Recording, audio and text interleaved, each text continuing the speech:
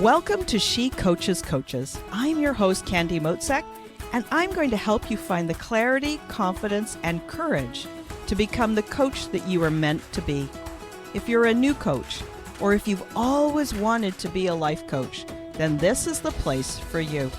We're going to talk all about mindset and strategies and how to, because step by step only works when you have the clarity, courage, and confidence to take action. Let's get started.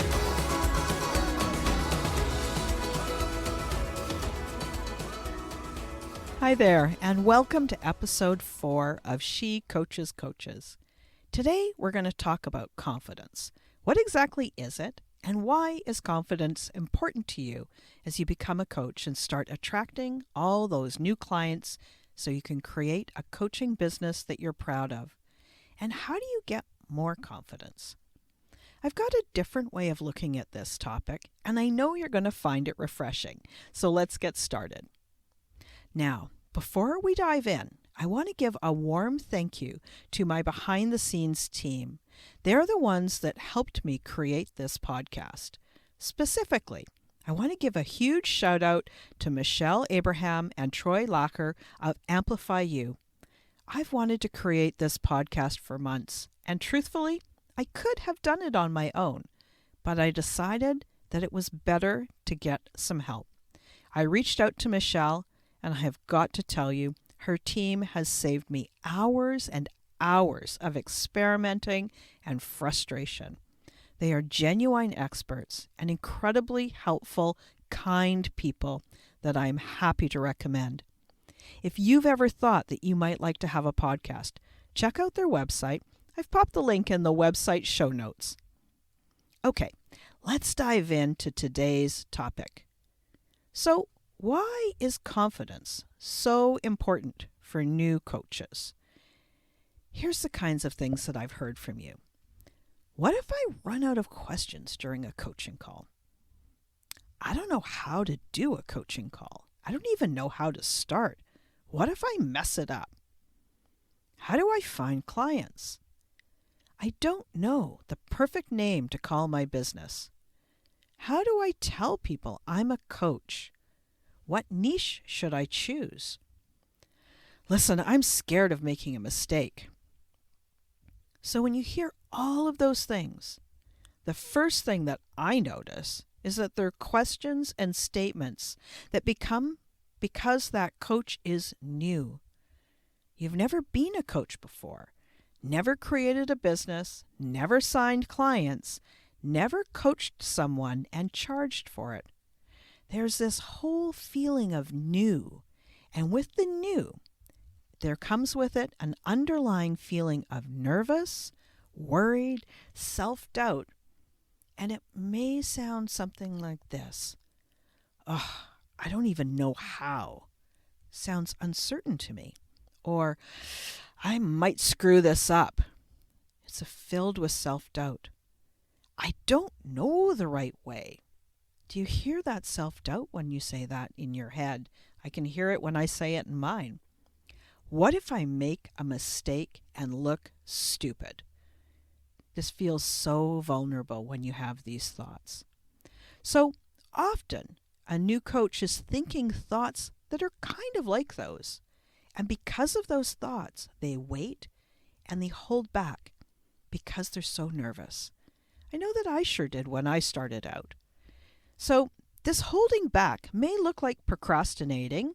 Maybe you think you're going to do it later. Or it might look like, oh, I'm just going to do a little bit more research. Or I'm looking for some more information. I bet there are many areas of your life where you do feel confident. And a lot of it might be day-to-day activities that you just take for granted now. I bet you didn't always assume that you would be fine doing them. Consider how you felt when you were learning how to drive, or when you got your first apartment, or maybe the first time you became a mom or a dad. Those are some big achievements and big milestones in our lives. But what about these simpler examples? How did you feel when you were thinking of learning how to clean the first bathroom? or learning how to cook dinner for the very first time, or even how to change a light bulb. Might not have been so confident at the start. Now it's just commonplace. Or we can even take it down even simpler. What about the first time you cooked scrambled eggs? Or learning how to tie your shoes all those years ago. I bet you weren't confident when you started doing any of these things. That's the key word. Started doing any of those things. Some of them are large, some of them are small. Your confidence rises and falls. You might find these days that you're confident managing complex projects, while at the same time, maybe you're not as confident leading a presentation. Or you might find that you're confident talking to a friend about their life. But maybe you're not all that confident for your first official coaching session with a client.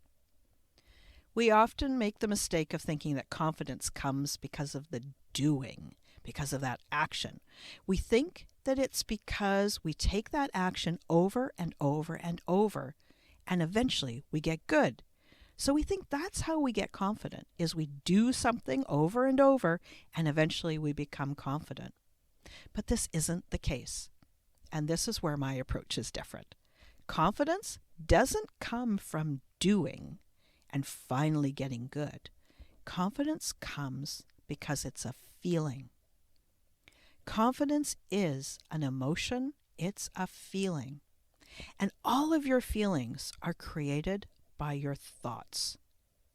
So let me give you a personal example of one of my things when I wasn't confident and eventually became confident. So I started ballet as an adult. I think I was maybe 39 or 40 when I first started, and I joined a class for adults, and I loved it, like absolutely loved it. I told my teacher how much I enjoyed it, and she made a really radical suggestion. She invited me to join a class of teenagers and really dive into learning ballet and training. So, listen, I was 40, yes, 40, and I joined a class of 12 to 13-year-old girls, and it was hard. I had to wrap my ego up in a fuzzy little blanket, and there were countless times that I had to talk myself into getting out of the car and walking into the ballet studio. It was because I felt like I was a laughingstock. I used all of the tools that I spoke to you about in episode 3, the How to Silence Self-Doubt episode. And I started slow, and I kept showing up. I put in the work, and I practiced. Remember, I had a reason to show up. I loved it. And I kept reminding myself that I was improving, that I was getting better, that I was learning, and that it was possible for me to do this. I thought things like, you can do this, Candy, or what's the worst that's going to happen, or, I think you're getting better. Now, the girls that I was with, they were gracious. And this is just an aside, but if there is anything that I've learned about kids these days, is that kids these days are awesome. They're gracious, they're wonderful, they're kind-hearted, and they work hard. So, kids these days is a compliment for me. But since then, I danced for over 15 years, and in that time, I became confident. Not because I was very good. So confidence in this case is not because I'm a great dancer, but because of how I thought about myself and how I thought about learning ballet and how I thought about what I was capable of. So for those of you who don't know me in person, if you ever meet me, I'm short and I'm kind of round. Nothing like those long, lean ballerina bodies that you've seen. And even so, I've been on stage countless times. I've taken 4 Royal Academy ballet exams, and I've even danced on point. Now, all these experiences opened up for me because I was willing to feel uncomfortable. I was willing to do what it took, and I was willing to have those feelings. I grew my confidence I learned the language of ballet, and at some point, I don't even know when, I went from a woman who had a very strange habit of taking ballet classes to becoming a dancer. I trusted myself and my ability to succeed. When you look at Google, confidence is defined as a feeling of self-assurance arising from one's appreciation of one's own abilities or qualities. Notice this, even Google says confidence is a feeling. And it also says that you not necessarily have to be good at something to feel confident. So my ballet story gives you some hints about how to become confident. We're going to talk more about confidence and clarity and courage in the coming weeks. And I'm going to show you how to create the results that you want, how to start your coaching business, and I'm going to show you where to start and how to attract your clients that you're just loving to work with. And in the meantime, think about my ballet story and see how you can use some of the nuggets today. Get in touch with your vision, your reason for doing this. Realize that you're probably going to feel silly or nervous or scared before you can become confident. Create courage and clarity with your thoughts. Then use that courage to get started and to keep showing up and keep practicing. It's helpful to keep in mind all of your past experience because it helps to give you perspective that you will get better with time. Remind yourself of the things that you've done in the past where you grew your confidence. You create confidence by creating courage. Think those kinds of thoughts first. Then you reinforce confidence by practicing those thoughts, taking action, and learning. You've done it before. We're just going to learn how to do this more consciously so you can start getting the results that you want intentionally. Start by laying that groundwork to begin trusting yourself and your own experience as you grow into the successful coach that you will be. You've got your entire life experience, your skills, your interests, your abilities, and I know that you will bring all of them to your clients as you coach them. So listen, guys, thanks so much again for listening today. I'm super excited to hear how this goes for you. You can do this on your own, of course, using all this information that I'm giving you. But if you want more help and you don't want to do it by yourself, I'd be honored to be that coach who helps walk you step by step through startup to success. Click the link on this episode and find out more about how we could work together. I would love to hear from you.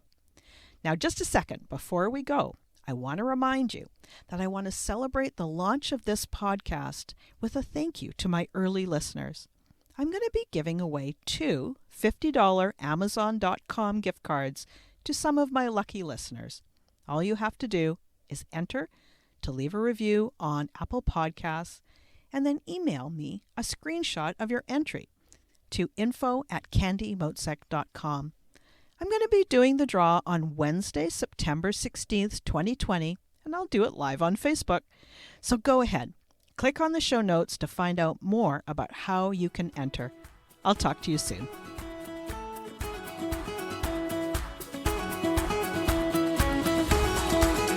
Thanks again for listening today. Please hop on over to Apple Podcasts and leave a review. Also, I would love to hear from you. Did something that I say resonate? What else would you like to learn about? Click the link in the player and leave a comment on the post.